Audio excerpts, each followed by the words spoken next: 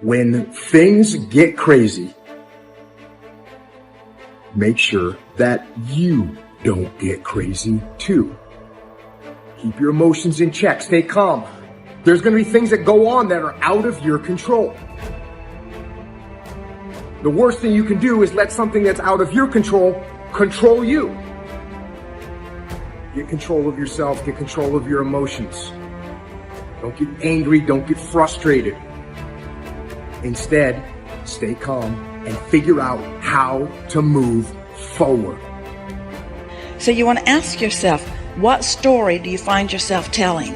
Because the more you tell the story, the more active it is within you, and the more it becomes your point of attraction.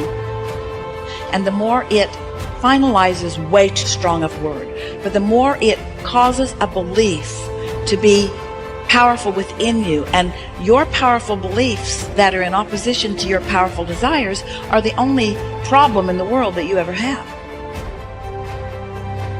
Your subconscious mind is extraordinarily powerful, and its job is to keep you consistent on the outside with your commands on the inside.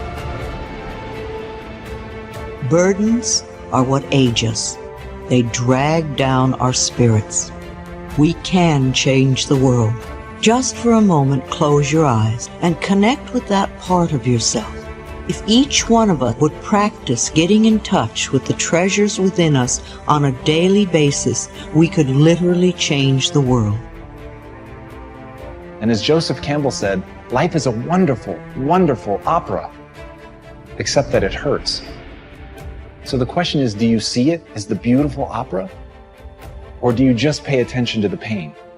You get what you focus on. If you focus on the things that are bad, they will become real. They will become exaggerated. They will begin to monopolize your thoughts. You'll see them everywhere. And at the end of the day, you're going to get what you focus on. They're both true. Many of you listening to me know what it's like to lose everything. You know what it's like to hit rock bottom. You know what it's like not to be supported. You know what it's like to be lied on. You know what it's like to experience emotional, relational, and psychological trauma. And it changes you because you don't know what you are made of until you have gone through something. Don't let the outside interference stop your growth. Where you put your energy, where you put your attention, where you put your focus is going to determine what you see. And that is the most fascinating and the most important thing you have to understand about the way that your mind works. It's called the reticular activating system. Your mind is literally designed to pay attention to the things that you notice. Rectify in yourself. Believe in yourself. Keep that faith in yourself.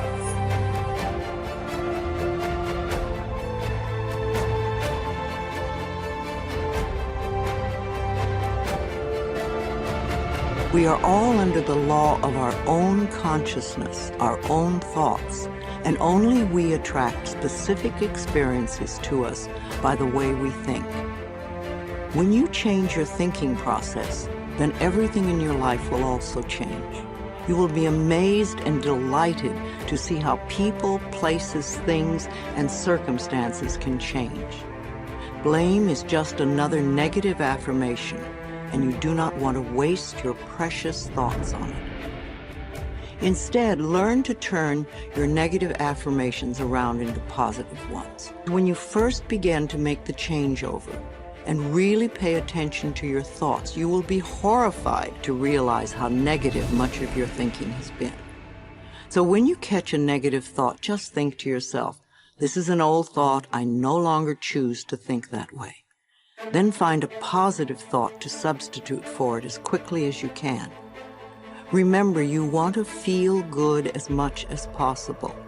Thoughts of bitterness, resentment, blame, and guilt make you feel miserable. And that is a habit you really want to release. Another barrier to having positive affirmations work is feeling not good enough, that you don't deserve to have good in your life. If that is your issue, then you could begin with the section on self-esteem. You could see how many of the self-esteem affirmations you can memorize and then repeat them often. It will help change that worthless feeling atmosphere you might be carrying around to one of self-esteem and self-worth. Then watch your positive affirmations materialize. Affirmations are solutions that will replace whatever problem you might have. Whenever you have a problem, repeat over and over, "All is well.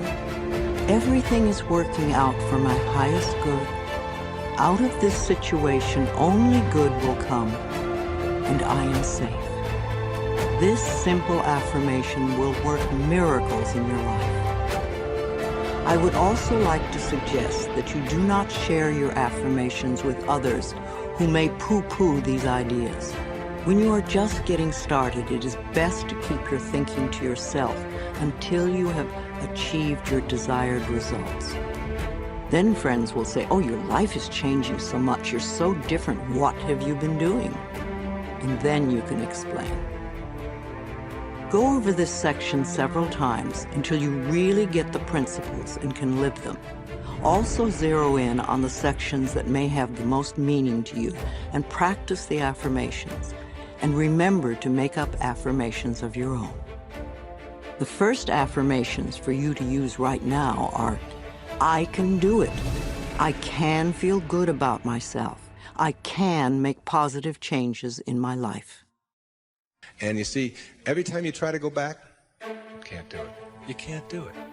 And the ingredients that make for a no-limit life are 5, in my opinion. The first is quality rather than appearances. You begin to change your thinking from appearances and how things look and how other people view me, okay? Because every time you find yourself upset in life about anything that anyone else has said, what you're really saying is what you think of me is more important than what I think of me. All right? So you change from appearances to what I call quality thinking. Quality. What is the quality of my life? Rather than how does it appear to others? Now, do you tell yourself that because my friends don't like me, that means there's something wrong with me? Now that's what you have to learn. That another person's opinion is just that. It's their opinion, and that's all it is.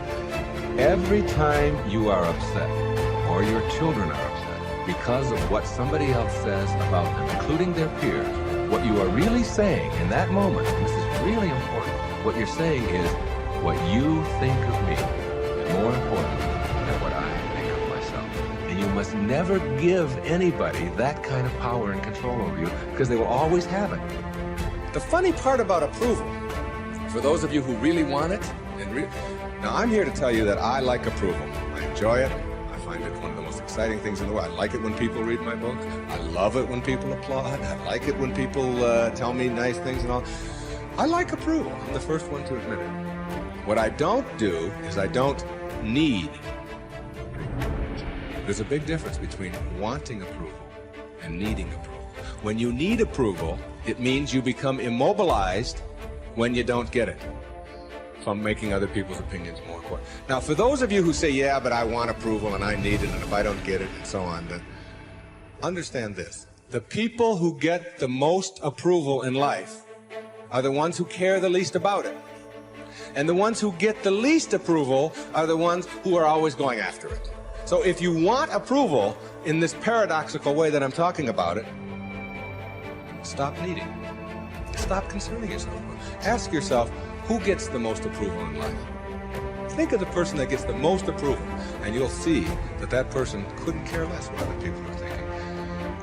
They're so busy being, they don't have time to notice what their neighbors are doing. Thoreau said this, he said, "If you advance confidently in the direction of your own dreams and endeavor to live the life which you have imagined, you will meet with his success unexpected and common hours." What that means is that success is not something that you can get in life. Success is an inner process. Success is something that you bring to everything you do in your life. It isn't something you get out of each other. And when you get that.